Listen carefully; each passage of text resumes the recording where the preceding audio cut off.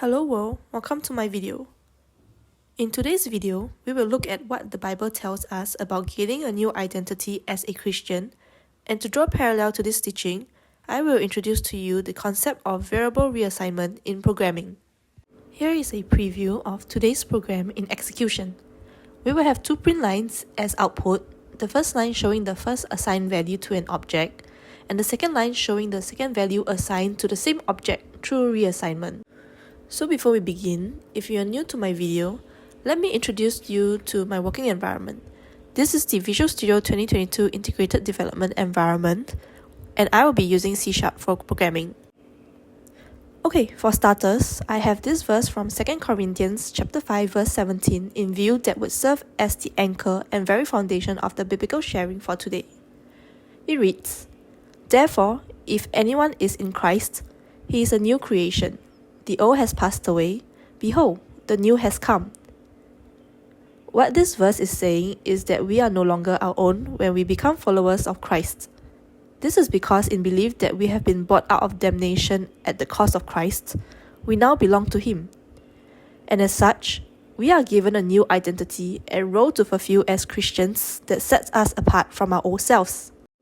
Alright, so with this teaching from the chapter of 2 Corinthians, let us relate it to the concept of reassignability of an object in programming.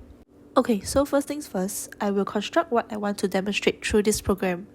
In view, I have a class with a method, and in this method, my objective is to transform a word that I take in as an argument from an initial state to an end state, and print the final transformation to the console screen. So in this example, I have the word condemned, and I will assign that string to my object, me. Now, I want to take away the characters C, O, and N from the word. Then, I want to add in new characters, an R and two E's to the word. So we are going to do a little Scrabble here and insert the new characters in the word at distinct position to form a new word. And voila, we have transformed the old word into a new word. Now, I will call the execution of the method from an instance of the class. Here, I have the object of the class called subject, and the word object as subject.me. To show you the state of the word before and after the transformation, I will first print the starting state of the word and print the final state of the word after I pass the word in as an argument to my method transformed by Christ. If you have noticed, the object in the application is always subject.me. This is because I would like to show you how an object with a current assignment can be reassigned a new value. Alright, let's build the program and run it.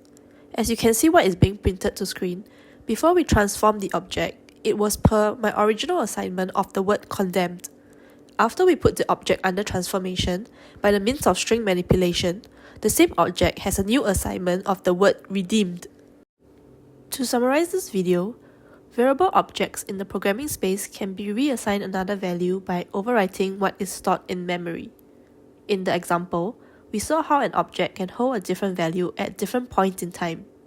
We saw what the variable was before transformation and what it was after transformation, with the transformation being a process of string manipulation that takes away present alphabetical elements and then adding new alphabetical elements. Drawing parallel to our identity as Christians, when we are transformed by Christ, we leave behind some old practices to take on some new practices that glorifies the Lord. And with that, we come to a new identity as a new creation under Christ, as 2 Corinthians chapter 5 verse 17 explains. With that, we have come to the end of the video. I hope you have learned something from this video, be it programming or the Bible. Thanks for watching and hope to see you again next time. God bless.